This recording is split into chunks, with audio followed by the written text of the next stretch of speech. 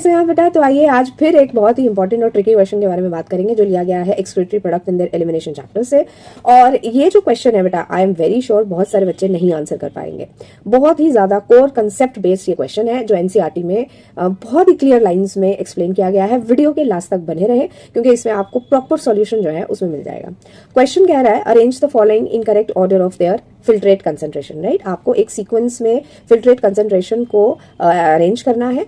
कहां से? Lowest to highest osmolarity की तरफ। राइट, तो हमें पहले वो पार्ट रखना है जहां पर सबसे कम ऑस्मोलैरिटी देखने के लिए मिलती है और हमें लास्ट तक पहुंचना है हाईएस्ट ऑस्मोलैरिटी की तरफ। ऑप्शंस में आपको दिया गया है pattern: ascending limb of Henley, descending limb of Henley, collecting ducts in presence of ADH that is anti diuretic hormone, और लास्ट पार्ट में है प्रोक्सिमल कॉन्वोल्यूटेड ट्यूब्यूल। बेटा जो ऑप्शंस आपको दिखाई दे रहे हैं, जैसे पहले ऑप्शन में आपको सी ऑप्शन पहले दिख रहा है, फिर डी है, फिर बी है और फिर ए है।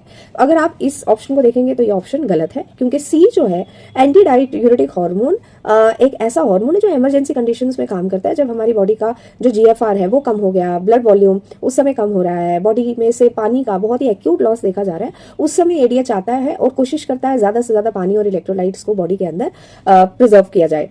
दूसरा रहता है डी पार्ट जो प्रोक्सिमल कॉन्वोल्यूट। प्रोक्सिमल कॉन्वोल्यूट में तो आइसोटोनिक ऑस्मोलैरिटी का लेवल होता है, तो ये तो बिल्कुल भी नहीं हो सकता। तो उस आधार पे तो पहला जो ऑप्शन है वो बिल्कुल गलत हो जाएगा। सेकंड देखते हैं a, ascending limb of Henle. Ascending limb of Henle एक ऐसा लिम्ब है लूप ऑफ हेनले का जहां पर पानी का रीएब्जॉर्प्शन इज नॉट सीन।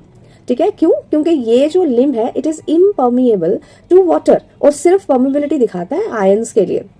तो यहां पर सबसे ज्यादा डाइल्यूशन होती है आपके फिल्ट्रेट की, तो ये सही हो सकता है। डिसेंडिंग लूप ऑफ हेनले, अगर इसका सेकंड देख रहे हैं, डिसेंडिंग लूप ऑफ हेनले में हम पानी को रीअब्सॉर्ब करवाते हैं और सॉल्ट्स की कंसंट्रेशन, जैसे जैसे पानी का लेवल कम होगा सॉल्ट की कंसंट्रेशन आहिस्ता आहिस्ता बढ़नी शुरू हो जाती है, तो यहाँ कंसंट्रेशन होनी शुरू हो जाती है। तो उस हिसाब से सेकेंड ऑप्शन भी इनकरेक्ट है। थर्ड ऑप्शन की तरफ देखते हैं, डिसेंडिंग लिम्ब ऑफ हेनले। तो जैसे मैंने अभी बताया कि डिसेंडिंग लिम्ब ऑफ हेनले में तो पानी को रीअब्सॉर्ब कराकर ऑस्मोलैरिटी को हम बढ़िया तरीके से आगे बढ़ाते हैं। ठीक है, उसकी ऑस्मोलैरिटी कहीं ना कहीं जो है वो इंक्रीज कर रही है कंसंट्रेशन की तरफ।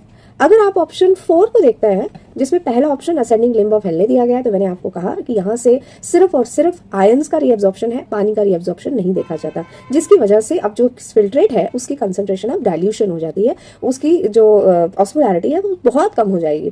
तो पहला ऑप्शन ए है। दूसरा अगर आप देखें D, that is proximal convoluted tubule. Proximal convoluted tubule में जो चीजें हैं उनका जो ऑस्मोलैरिटी है वो आइसोटोनिक बनती है, तो सेकंड ऑप्शन डी बनेगा।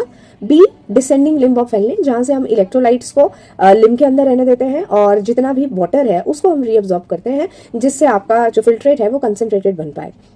और सी, कलेक्टिंग ट्यूब्यूल्स के अंदर अब जो पानी अब ज्यादा से ज्यादा पानी हमने बचाना है तो और काम करना पड़ेगा उस समय, तो उसके लिए एक हार्मोन उस समय बॉडी बनाती है जिसका नाम है एडीएच, तो उसकी वजह से हमारा फिल्ट्रेट और कंसंट्रेशन के साथ तैयार होता है। तो अगर हम लोएस्ट से हाईएस्ट ऑस्मोलैरिटी की तरफ जाएंगे तो हमारा ऑप्शन डी होगा।